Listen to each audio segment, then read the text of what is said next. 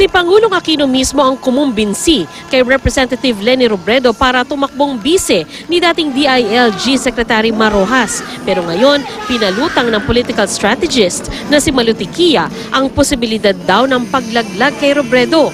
Sa kanyang Facebook post, sinabi ni Tikia na ayon sa dalawa niyang source, mangyayari raw ito kung hindi tataas ang survey rating ni Robredo.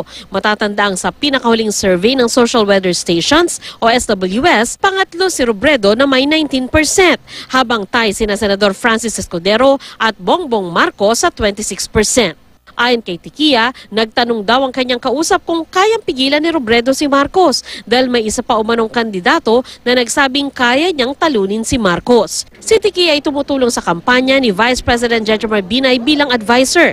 Kasama pa nga siya ni Binay sa presidential debate.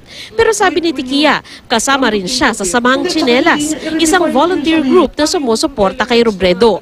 Sa panayam ng GMA News kay Robredo, sinabi nitong hindi siya naniniwalang magagawa siyang ilaglag ng kanyang partido. Ipaliliwanag daw niya ito kay Tikia. Nung sad-sad pa ako sa surveys, 1% pa lang, sinuportahan na ako. Ngayon pa kaya na tumaas na.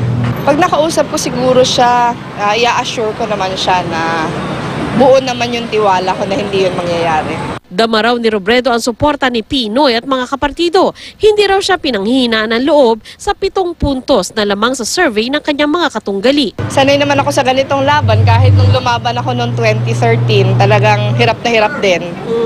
Pero hindi naman ako nawala ng pag-asa. Parati akong naniniwala na may dahilan yung lahat. Kanina dumalo ang mga kapatid ng Pangulo na sina Vial at Bolsi sa pagtitipon ng mga taga-suporta ni Robredo. Naroon din ang kaanak ng Pangulo, kabilang na sa Senador Bam Aquino na campaign manager ni Robredo. Ayon kay Bolsi, malayo sa katotohanan ng umunay posibleng paglalaglag kay Robredo. Nararamdaman daw niyang gaya ng kanyang inang si Cory na katadhana ito sa mas mataas na posisyon. Ngayon, hindi ko alam pero wala akong kakaba-kaba na hindi mananalo si Leni kasi unang-una talagang kahanga-hanga naman siya eh.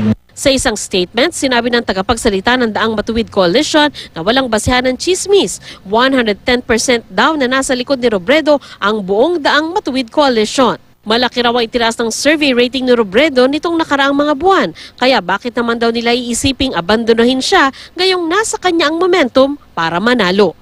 Sandra Aguinaldo, GMA News.